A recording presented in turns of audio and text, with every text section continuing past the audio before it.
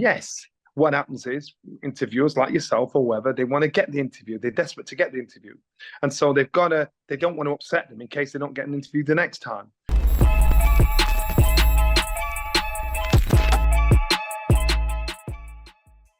Thorne here for Pro Boxing Fans, joined via Zoom by Johnny Nelson. Johnny, I was half expecting to see you in Riyadh, but doesn't seem to be the case.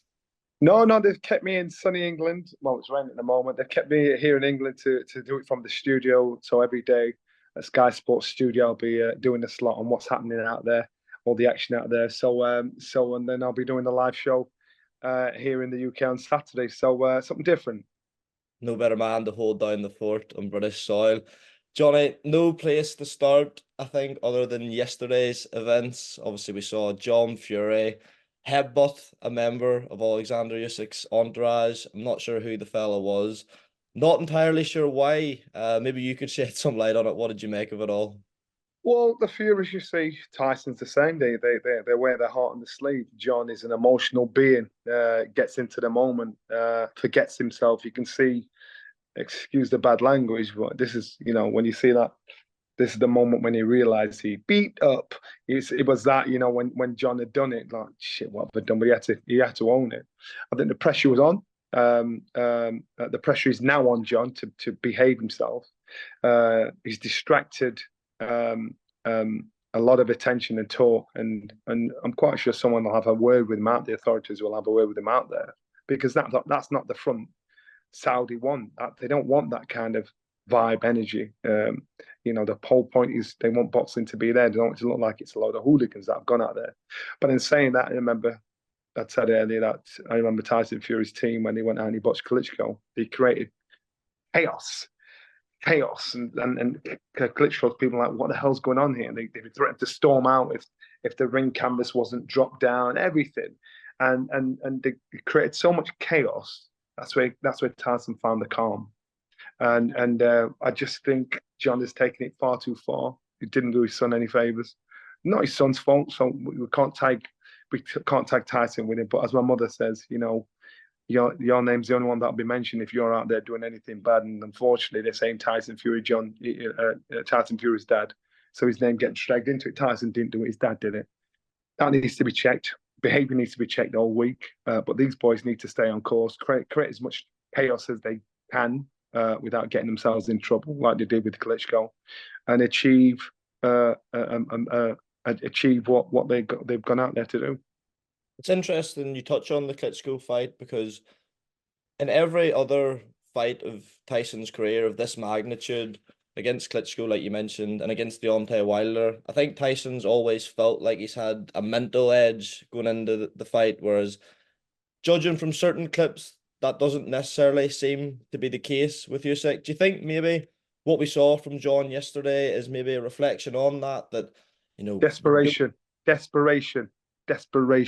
Tyson Fury, for the first time, he's the best boxing four player going. This is boxing foreplay. He'll get in the head months before a fight. He'll say stuff to undermine them, intimidate them, bully them, try and cajole them, try and pretend he's their friend, and then turn on them when the fight's on. Tyson's the best at boxing foreplay. Unfortunately for Tyson, he feels as though what he's saying or doing is being lost in translation, because Usyk, I'm quite sure he understands a lot more English than he gives off. Makes out he doesn't understand what he's saying. So Tyson's thinking, when he's calling him names and growling at him and saying stuff, Usyk just smiling like, I don't know what he's saying. So Tyson doesn't know if he's getting to him or not. When they met for the first time to announce this publicly, Tyson's getting in his face, heading down, chesting up to him. Usyk stood there, held his ground, didn't get irate, he just held his own. Tyson's, as far as I'm concerned, Tyson seemed frustrated that I've not got an edge over this fella. I don't know if it's true or not. I don't know if it's true, so I'm just saying what I heard. I heard that when this was signed, Tyson jokingly or not said, "Come on, let's go on holiday," with the wives before the fight was on. And if that was true, I think Tyson just needs to try and understand the nature of the beast in Oleksandr Usyk, and he's struggling to do that. So now what's happening out there in Saudi Fight Week? They've got to do everything possible to try and rattle the Usyk camp, because they think everything they've done hasn't worked. And Tyson now has to depend on his skill, his boxing skill alone, and that's it. But as I said, Tyson Fury will be will be watched tightly because he openly admitted about elbowing Ngannou in the elbowing Ngannou. We know sometimes he'll use a forearm, he'll use the elbow. If any responsible corner team that have heard that do not take it to the officials and say, this is what this guy does. We know he does it. He has admitted he's done it. Keep an eye on him. And to make him fight clean, then Tyson's got to depend on that, his natural boxing ability. In doing that, is he going to struggle doing that if times get hard? I think he is, because he fights with his heart on his sleeve. He's an instinctive fighter. This is why he is the best fighter out there. So there will be a chance of Tyson having points taken away or even getting disqualified if this fight gets too hard for him, if he's pushed to the limit of desperation. He's shown he can do that. I'm not speaking out of turn. And this is why I say, I even had a dream about it.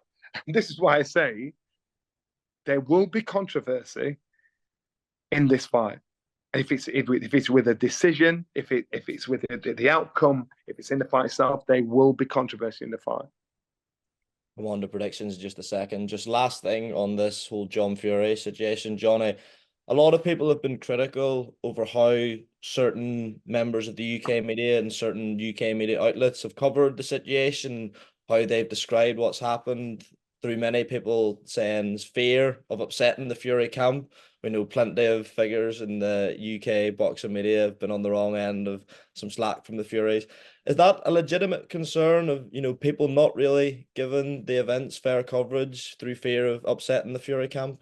Okay, so listen, the Fury camp, and probably I'm one of the few that are not guilty of that. I say how it is, and yes, what happens is interviewers like yourself or whoever, they want to get the interview. They're desperate to get the interview, and so they don't want to upset them in case they don't get an interview the next time. So instead of doing their job and asking the question, then questioning the answer, they're letting things slide. They're letting them be talked over. They're be bullied, not pressing. Most of them do it. And the ones that don't do it are vilified, classed as stupid or a hater or whatever. And it's actually doing your job. It's asking the question and questioning the answer. That's what your job is. So yes, I agree. I think yes, what happens is interviewers like yourself or whoever, they want to get the interview. They're desperate to get the interview. And so they don't want to upset them in case they don't get an interview the next time. I want to be on the right side. I want to be in the big gang.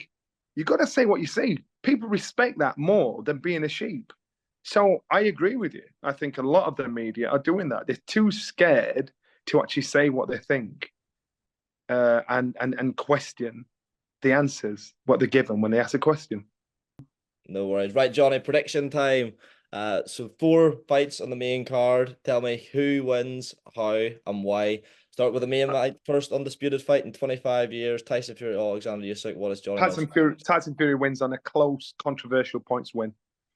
Then we've got big rematch. Jai Opetaia, Maris Briedis. Breakout performance for Jai Opetaia against Maris Briedis first time round. Repeat the revenge. How do you see it going? I think Opetaia stops Briedis. And then we've got Joe Cordina defending his world title against the man from my neck of the woods, Anto Kakachi. Did you give Anto any chance of pulling off the upset, or do you see Cordina? I don't. Cordina is a top dog, top draw. He's got a chance to show the world what he's about. I think Joe Cordina wins this fight. Stoppage or decision? Late stoppage. And last one, another heavyweight class. Ajit Kabayel sprung a big upset against Arslanbek Makhmudov last time out in Saudi against Frank Sanchez, who many see as a dark horse in the division. One of the closest fights in the card. How do you see it going? It is, and that I think that can go either way. But I'm going Kabayel points tight. There you have it, folks. Get your money down. Johnny Nelson, always good to speak to you. I'll let you get on, sir. Top man. Thank you.